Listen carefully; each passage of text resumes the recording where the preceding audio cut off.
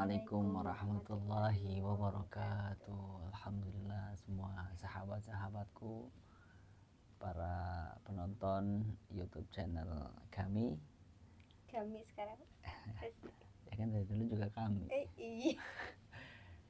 Mudah-mudahan dalam keadaan sehat, afiat, berkah. Amin. Setelah seminggu kita baru ketemu lagi ya teman-teman ya. Dan kali ini alhamdulillah kita juga karena baru pulang lagi ketemu istriku. Istriku baik. Alhamdulillah. Apa kabar? Alhamdulillah baik. Sehat. Tetap harus bahagia ya. Iya. Insyaallah doain terus. Karena kan tolak ukur kebahagiaan bukan dari uang saja. Walaupun kalau dengan uang kita bisa lebih bahagia. Iyalah. Iya. Walaupun dengan uang kita bisa ngelakuin segalanya. Benar nggak teman-teman? Cocok nggak? Sesuatu itu tidak selamanya bahagia itu harus dengan uang. Tapi dengan uang kita bisa menciptakan bahagia. Tapi nggak juga sih, banyak orang-orang yang nggak punya uang, mereka tetap bisa senang, tetap bahagia. By the way, ini sudah masuk bulan Agustus. Sekarang bulan Agustus adalah bulan yang sangat spesial buat kita, tentu kan? Benar nggak? Betul. Kenapa sangat spesial, Rasmita? Karena bulan dimana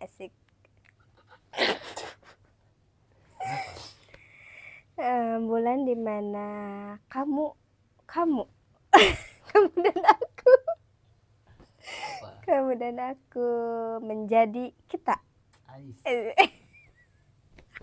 Sweet sekali istriku. Tumben aku jadi pikiran ya. Ngomong-ngomong, kan kita lagi masih ngelanjutinnya kemarin nih, nasihat bijak pernikahan. Pastinya masih tentang pernikahan ya. Pasti kita akan ngobrolin tentang pernikahan. Ya kita ngobrol santai aja Uma. Ya betul, jangan tegang-tegang, kagok berjawabnya. Gimana selama seminggu kabar-kabar anak-anak semuanya? Alhamdulillah anak-anak baik, sehat-sehat alhamdulillah. Rewel? Pasti namanya bayi ya, pasti rewel. Anak-anak juga rewel. Bikin stres nggak? Ya stres kalau dibilang bisa jadi. Ya iyalah. Pasti karena kurang uang bikin stres. Kurang uang, kurang pelukan.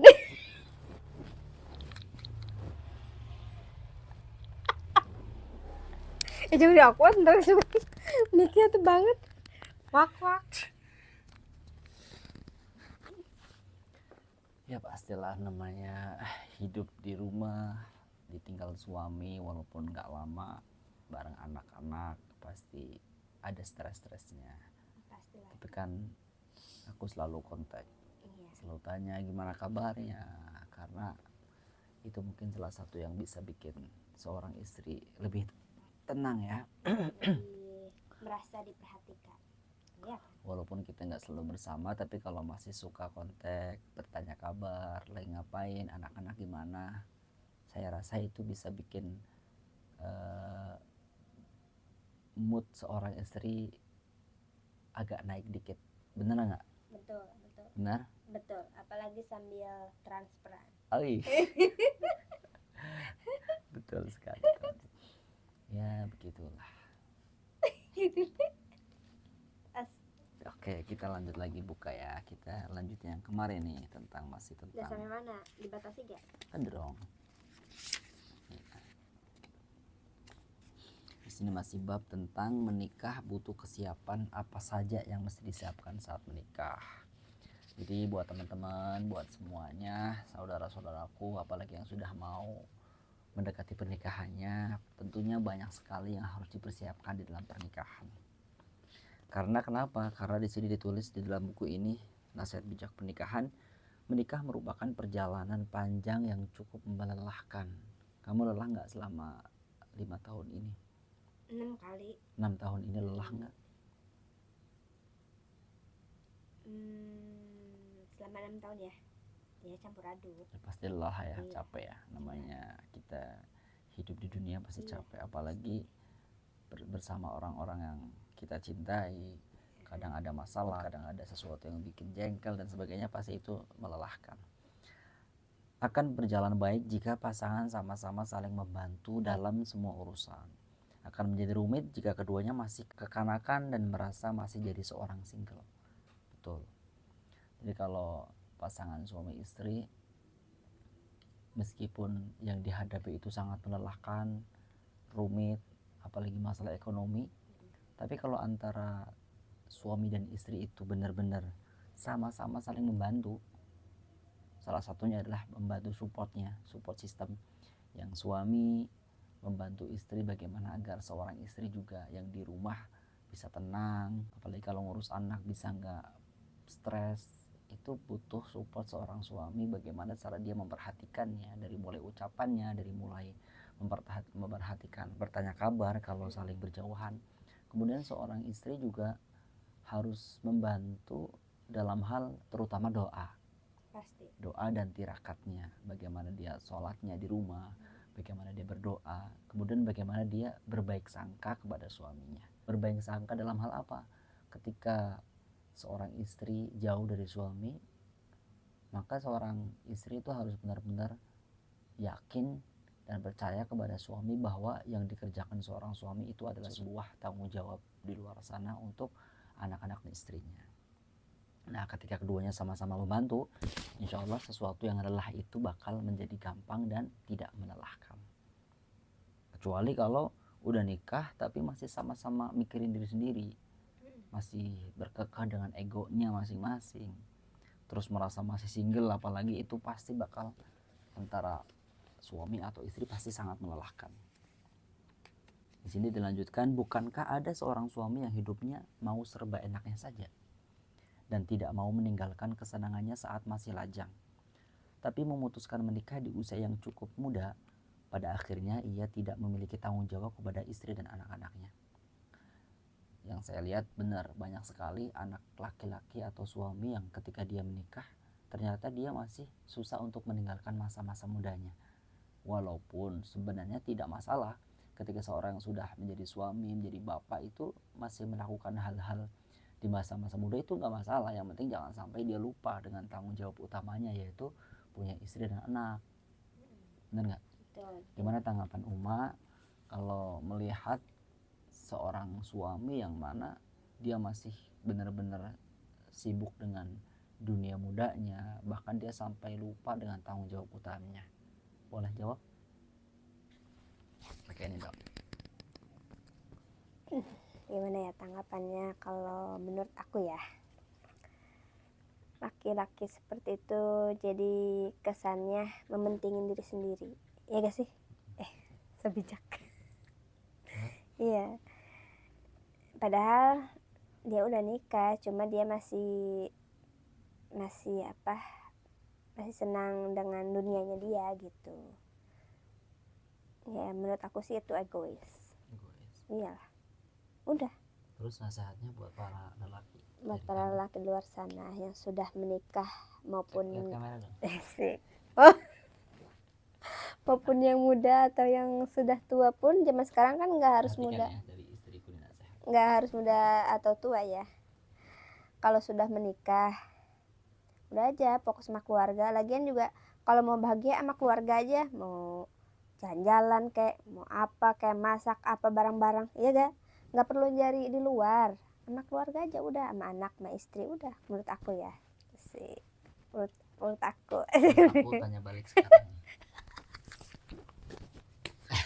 Kan kalau itu berlaku buat mereka yang benar-benar tinggal setiap hari bersama keluarga. Iya. Tapi kalau yang seperti saya ini loh, yang mana punya jadwal masing-masing, semisal pulang paling hari-hari tertentu, seminggu sekali pulang. Terus kalau kita di sana sibuk dengan kegiatan saya, gimana di sana? Kalau misal Baba di tempat sana, contohnya di Majid, kan saya di Jakarta seringnya. Kalau Baba tetap sibuk dengan hal-hal yang di sana, itu gimana? Tadi kan ngomonginnya kalau buat bapak-bapak atau apa? Bapak-bapak sih. Iya. Suami-suami. Ya suami-suami yang sudah menikah tapi masih dengan hobinya gitu kan. Hobinya. Kalau kamu kan beda. Kalau kamu kan ibaratnya apa itu hobi, emang hobi bukan kan? Itu kan bukan hobi itu. Iya, lebih ke ya khidmat lah. Iya kan? Ini mah kan dengan hobi-hobi mereka. Ya? Iya beda, menurut aku beda gitu. Jadi kalau beda cerita gitu. Uma gak keberatan? Ya enggak lah kan. Baba kerjakan Ya enggak lah, kan kita sama-sama dulu di situ. Oh, Ya udah. Gimana? ya siap, betul. Orang Jadi bertemu di situ. jadi begitu para suami nih, kata istri saya, kalau kamu sudah jadi seorang suami maka harus lebih bisa memprioritaskan suami dan anak-anak kalian ya. Boleh Iya. kalian mengerjakan hobinya, tapi jangan sampai meninggalkan yang lebih wajib. yang lebih Tapi kan utama. misalkan kalau dia pengen, ya sih emang kadang kan orang nggak semua satu pikiran gitu, masih apa beda-beda gitu kan. Tapi kalau dia mau nyiptain pengen ini, udah aja sama keluarga aja, ngerti gak? Ya masih kalau dia pengen ketemu temennya nggak apa-apa. Cuma Oke. kalau itu mah apa sih ya? Itulah Udah, pokoknya dah. Gitu ya nasihat pokoknya. penting buat para suami. Ini lanjut, saya buat masih yang lanjut yang tadi. Ya Allah maklum, ini silahkan yang mau endorse mic nggak apa-apa, silahkan. Hari-harinya nih buat yang masih laki-laki tadi, hari-harinya dipenuhi dengan hal-hal yang kurang berfaedah, misal bermain game seharian. Nah ini penting nih buat yang masih suka main game ya. Padahal ia sudah memiliki anak, berkumpul bersama teman-temannya setiap akhir pekan dan bermain futsal kapanpun ia mau.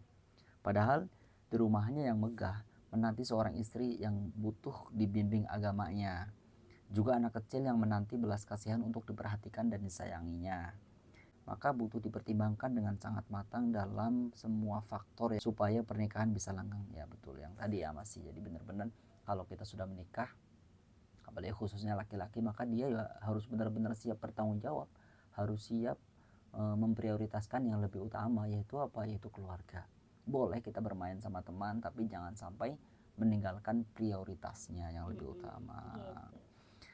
Bukankah kita juga tidak ingin menikah hanya sekedar membina rumah tangga saja, supaya tidak dianggap jomblo lagi lah, supaya tidak diejek tak laku lah, dan sebagainya.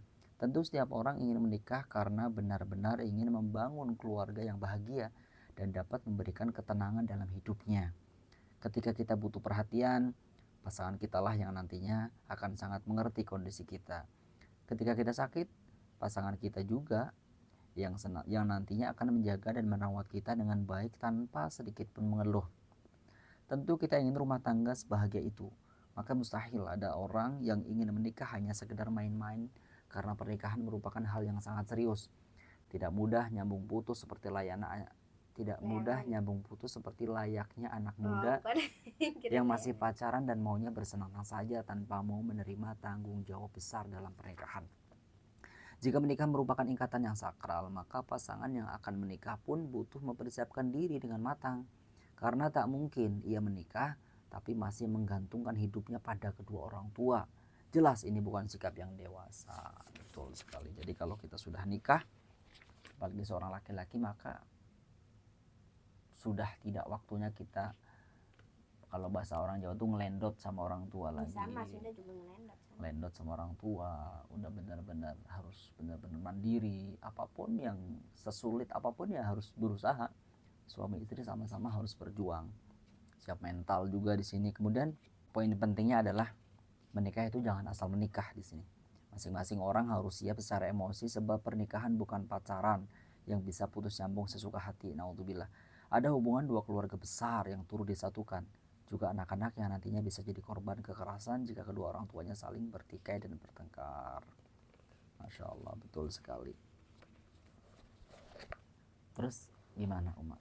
Menurut Uma, selama kita berumah tangga, selama kita berkeluarga, kira-kira kekurangan apa yang ada pada diri Baba? Emang nggak perlu orang tahu kali. Nggak perlu ya? Perlu lah. Berarti rahasia ya? Bagaimana? bukan apa ya bahasanya apa ya? Betul sih. Kurangan dan kelebihan hanya pasangan yang tahu. Iya sih benar. Udah. Nanti kita bahas apa nih? Review minyak, Baba parfum. Udah sampai tuh makanan. Ini belum. Makanan. Wow, apaan nih? Oh, sosis.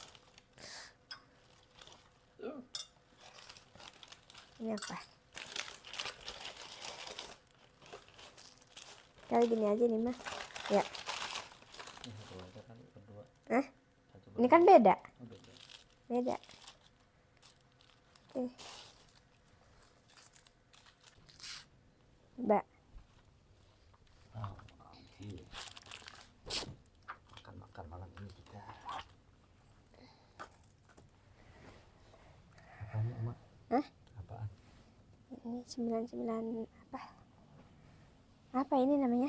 Sosis dan apa ya? Hotdog ya? Hotdog. Hot panas. Dog. Anjing. Anjing panas, astagfirullah. Iya kan? Kok kayak nggak bermerek ya? Ya. Apa? Ini bahasanya zaman sekarang? Nggak tahu. Kebab. Bukan. Apa tuh? Kalau yang bukan produk itu apa namanya? UMKM.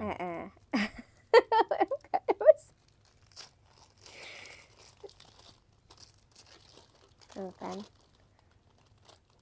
Mana anjingnya? Apaan? Anjingnya mana? Udah makan. Makan es malam-malam dah, nggak apa-apa.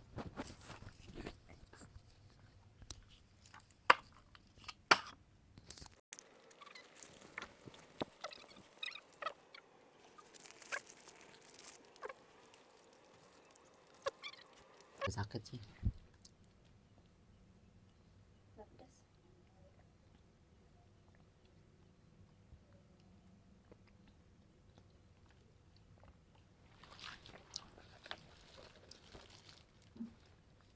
Kamu sambil makan.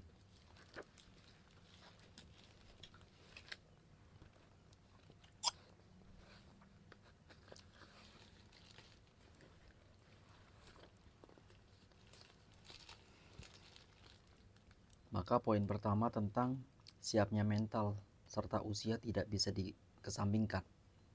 Orang-orang yang telah dewasa, cara berpikirnya tidak akan melampiaskan emosinya pada hal-hal yang keliru.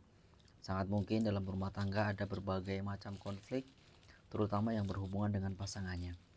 Jika tidak dapat mengelola emosi dengan baik, pasangan ataupun anak-anaknya akan jadi sasaran pelampiasan emosional dengan cara negatif. Bukankah sudah banyak kasus kekerasan dalam rumah tangga seringkali merenggut kebahagiaan anak-anak?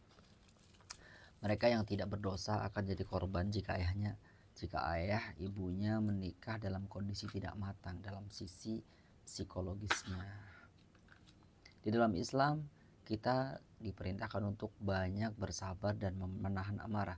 Sampai-sampai Rasulullah SAW bersabda, la taghdab walakal jannah. Jangan kamu marah, maka kamu akan berhak mendapatkan surga. Jadi orang yang bisa menahan amarahnya itu, maka dia berhak mendapatkan surga. Orang-orang yang mentaati agamanya dengan benar, menjalankan perintah Allah dan Rasulnya tanpa terkecuali, mestinya juga punya sifat penyabar dan pandai mengendalikan emosi. Orang-orang semacam inilah yang layak dijadikan pasangan sehidup sesurga. Tapi emang benar sih, kalau menurut aku ini, di dalam rumah tangga itu yang paling harus benar-benar dikuatkan itu sabarnya. Bener nggak? Kenapa? Sabar dalam apa aja? Sabar ketika ekonominya lagi susah, sabar menahan amarah ketika mungkin salah satu pasangan bikin kesel, atau semisal suami bikin kesel istrinya, atau semisal suami pagi-pagi masih tidur nggak bangun-bangun, itu kadang bikin kesel istri ya. Betul. Tapi istri harus benar-benar sabar. Atau kadang juga bener-bener sabar, harus bangunin lah. Maksudnya istri harus sabar, jangan sampai akhirnya dia marah-marah yang nggak jelas, akhirnya berantem gitu. Sabar dalam artinya ya tenang aja, dibangunin tetap bangunin sampai dia bangun semisal. Jadi harus sabar, jangan hanya karena seperti itu akhirnya nggak sabar, akhirnya malas dan akhirnya ditinggalkan suami. Nauzubillah kan. Atau semisal juga seorang suami ketika mungkin istrinya ngambek nggak jelas, apalagi kalau lagi PMS atau lagi datang bulan atau lagi mungkin baru melahirkan, itu biasanya tuh seorang wanita itu biasanya melakukan sesuatu yang benar-benar bikin emosi suami. Bahkan seorang wanita itu nggak paham apa yang dia kerjakan. Maksudnya bahkan seorang wanita saja nggak memahami dirinya gitu. nggak tahu kenapa dia marah-marah, nggak tahu kenapa seorang wanita tiba-tiba ngambek. Bahkan wanita itu aja nggak paham, apalagi kita sebagai seorang suami, sebagai seorang laki-laki. Maka disitulah kita harus diuji kesabaran kita, harus sabar, tenang, jangan ceroboh, apalagi jangan, kalau yang satu marah jangan ikut marah, kalau yang satu marah jangan ikut marah. Kalau sama-sama marah akhirnya jadi api. Kalau yang satu marah, yang satunya harusnya bisa ngademin. Kalau yang suami marah, yang istri juga harus sabar ngademin. Maka ketika konsisten begitu, ketika suami istri konsisten bisa saling, yang satu marah, yang satu ngademin, begitu pula sebaliknya, maka insya Allah keluarga itu akan lebih indah, lebih harmonis, dan lebih langgeng tentunya. Kenapa kok kebanyakan orang-orang yang saya pelajari ya, kenapa kebanyakan mereka kok, kebanyakan orang-orang itu mungkin nauzubillah, sebenarnya kita nggak pengen terlalu jauh membahas tentang perceraian orang, nggak terlalu, cuman buat mawas diri aja. Kita kan namanya kita rumah tangga, ujian itu kan pasti ada. Yang sering bikin mereka perceraian itu sebenarnya ego masing-masing, karena nggak mau nurunin ego. Jadi yang satu marah, yang satu ikut marah. Dan kalau seperti itu dilakukan terus menerus, maka lama-lama akan menjadi sesuatu yang nggak etis di dalam keluarga. Akhirnya nggak ada cinta di dalamnya, isinya cuma berantem, marah-marah, berantem, marah-marah terus. Akhirnya lama-lama bosan, akhirnya mereka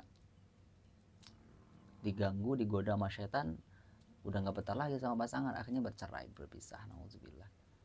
Itu salah satu alasannya.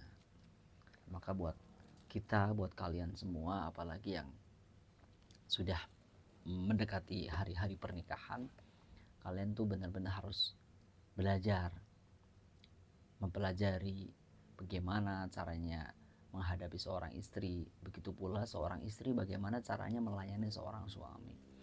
Nah, kalau kalian pengen, silahkan beli buku ini juga, ada linknya, ada di deskripsi. Kalian bisa beli buku ini. Ini buku Nasihat Bijak Pernikahan. Ini penting banget buat kalian baca, karena isinya Masya Allah. Insya Allah dengan membaca ini kalian akan lebih banyak memahami bagaimana sih nanti ketika berumah tangga. Gitu, Ma. Makan dong, Ma. Kenyang ya? Ini pembacaan cukup dulu, sekarang kita mau ngobrol-ngobrol.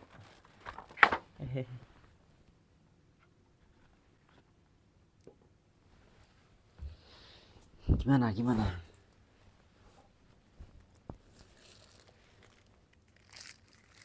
Nanya apa?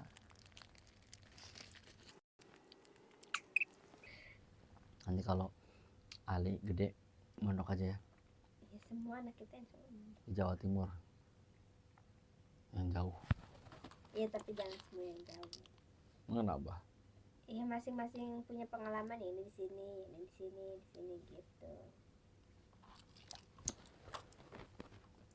Bogor juga banyak yang cakep-cakep. Cakep apanya? Ya, pelajarannya mungkin. Ma, tolong air putih dong. Bentar ya. Masih sariawan? Maafin ya. Iya. Sama itu deh. Larutan. Iya, Pak. Alas apa? Adem Sari. Adem Sari. Iya.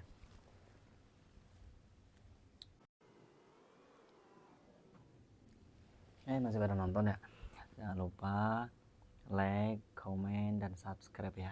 Atau komen kalian mau bertanya tentang apa aja, boleh. Nanti kita jawab langsung live, langsung jawab dengan video. Kita bikin video. Atau mungkin kalian punya saran dan kritiknya di komen sekarang ya.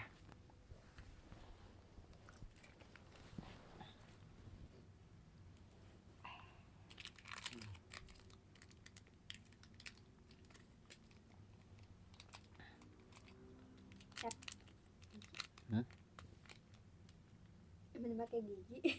Apa? Kupas sama.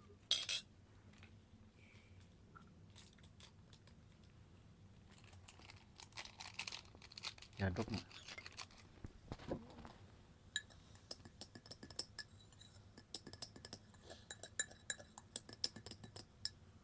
Udah minum ini. Masa kamu tadi jangan gitu. Lupa. Bismillahirrahmanirrahim. Nyobain kayaknya.